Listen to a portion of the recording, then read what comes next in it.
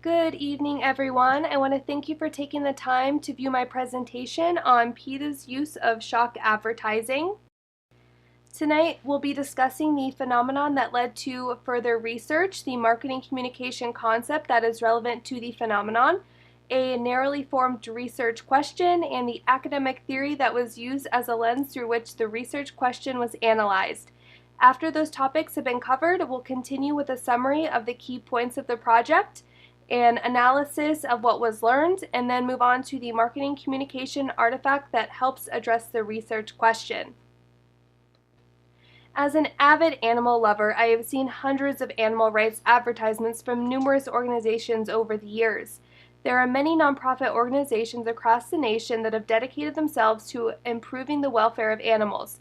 While some organizations use positive imagery, happy ending stories, other organizations, such as People for the Ethical Treatment of Animals, or PETA, use controversial tactics in their advertising which may shock viewers. Some advertisements used by PETA may be hard for animal lovers or advocates to view or connect with because of the shocking imagery used. Here's an example of two PETA ads concerning fur and wool. Now that we've gone over the observed phenomenon, we will move on to the marketing communication concept. Shock value or shock advertising is relevant to the phenomenon observed. Shock advertising was founded in 1867 by Dr. Thomas Bernardo, whose goal was to aid children that were abused, neglected, vulnerable, and forgotten. Instead of using imagery of positive cultural and social experiences, Bernardo abandoned the positive imagery and instead used disturbing images, connecting the issue with reality.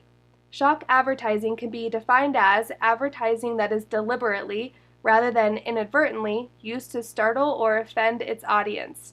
Next, we'll go over the research question created.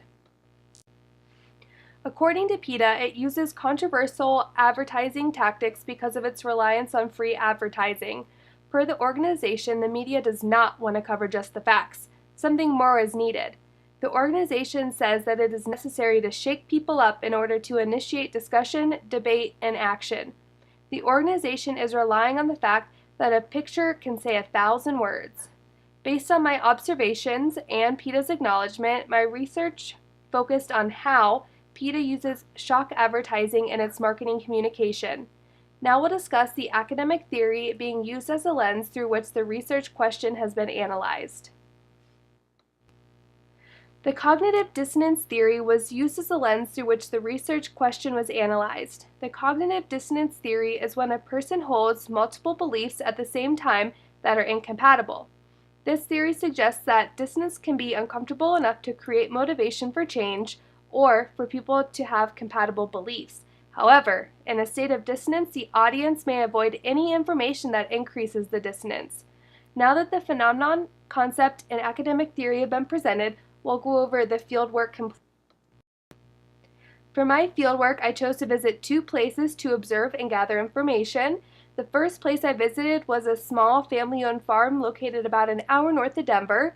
The farm raises and butchers a variety of animals, including chickens, turkeys, lambs, cows, and ducks, and also sells free-range and organic animal products such as eggs. The second place I visited was an animal sanctuary that rescues wild animals such as wolves, tigers, lions, bears, and more.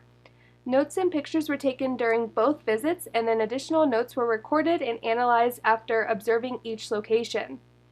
Based on the information gathered, I worked to determine if 1. The images shown by PETA are a representation of what happens in industries where animals are used, specifically on a farm as that was the location visited, and 2. What effect PETA has made on rescuing animals in need.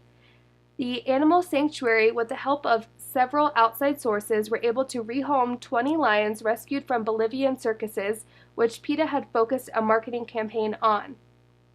In addition, ethics have also proven to be an important part of effective shock advertising. If the imagery or messages used in ads is not ethical, meaning honest or a true representation of what happens in this context, then it proves less effective. Additional research was conducted to see if or how PETA has helped rescue animals in need, or if its marketing helped bring awareness to animal cruelty, such as that seen in the Bolivian circuses. During my fieldwork, it was found that the images used by PETA did not match what was observed on the farm. It was also determined that PETA did not play a significant role in helping or determining the way animals were treated on the farm or at the sanctuary.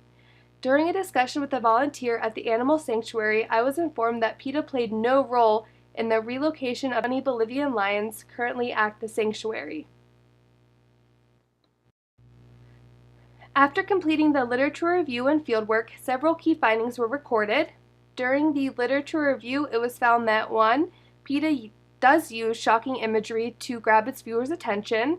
2. Shock advertising is effective at grabbing viewers' attention and creating dissonance. And 3. Dissonance can create a motivation for people to have compatible beliefs, but messages that cause too much dissonance or elicit disgust can cause viewers to avoid situations or information.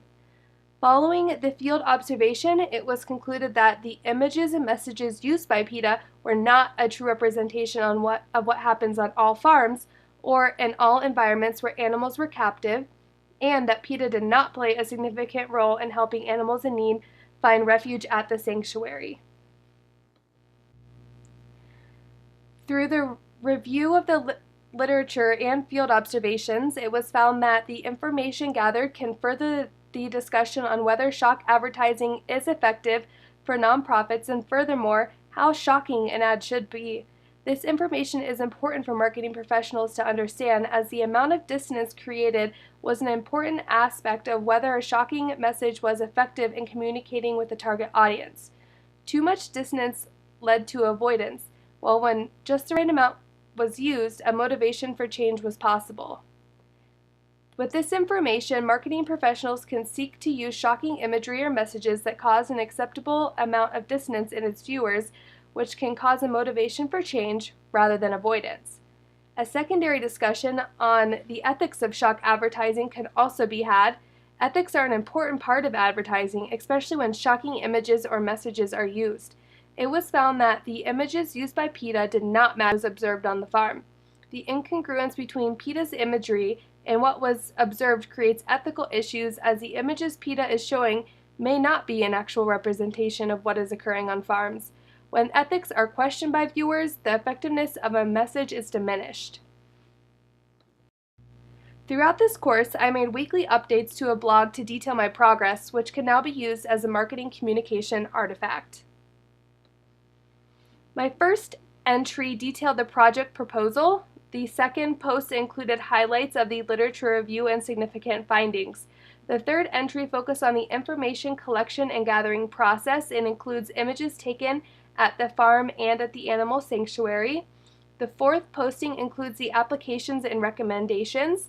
And the fifth and final blog posting for this class includes a conclusion that shows an overview of where I started, where I went on this journey, and where I ended up.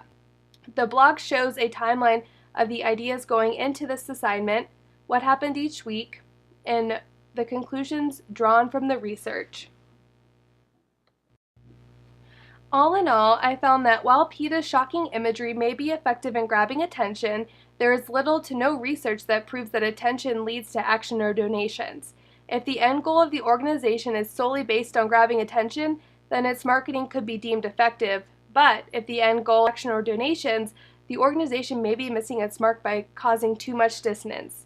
In the future, I hope researchers are able to do a more in-depth investigation on the donating and action taken by viewers after seeing a shocking advertisement.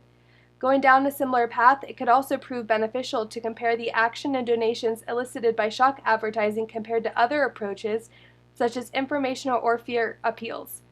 It would also be important to understand how much dissonance is too much, so that a line is not and the messages used do not deter viewers. While it's too soon to make a recommendation to PETA on how it should execute its marketing, further investigation could most likely answer this question. This concludes my presentation. I want to thank everyone for their time, and if there are any questions, please feel free to email me at the email address listed on this slide.